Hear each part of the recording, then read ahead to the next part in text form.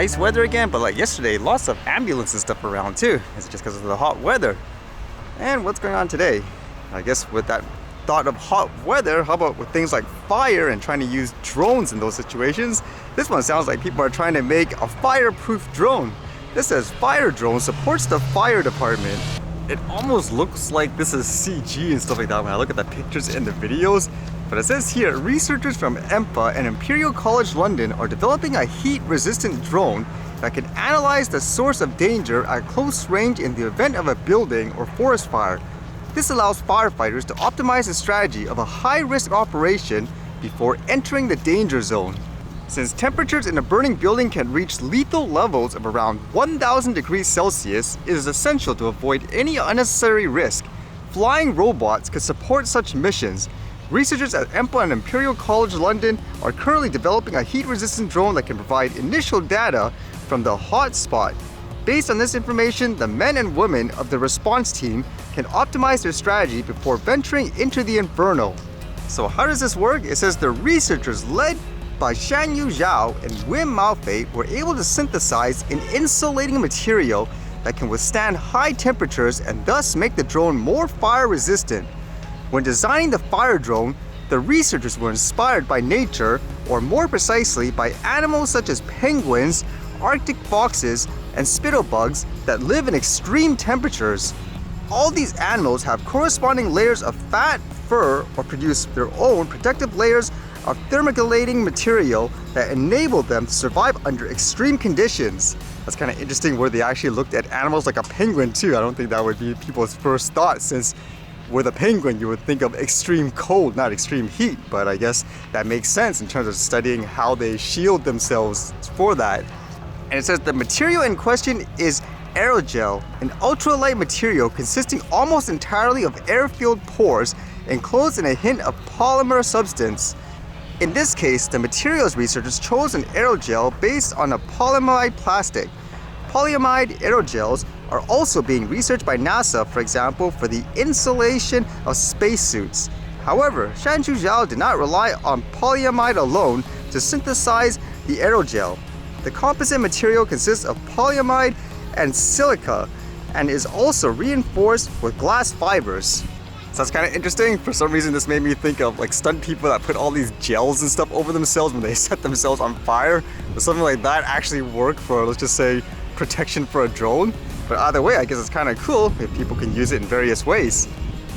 In terms of protecting a drone, I guess this was kind of funny, but I don't think we have protection for this yet. Apparently there was just posts online where someone was practicing his drone flying skills. I guess he's new. You take it out, see what you see, and apparently he saw a turkey and he decided to get closer, and I guess that turkey didn't appreciate it.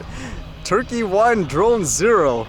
I don't know, from my experience, usually when I fly around animals, they're okay with it. Again, it just comes down to the environment and all that. I would imagine over there, they're not used to seeing extra types of objects or foreign objects like this, whereas here, there's actually planes and stuff everywhere too. So I imagine the wildlife and stuff, they kind of get used to it, where they realize, oh, it's one of those things.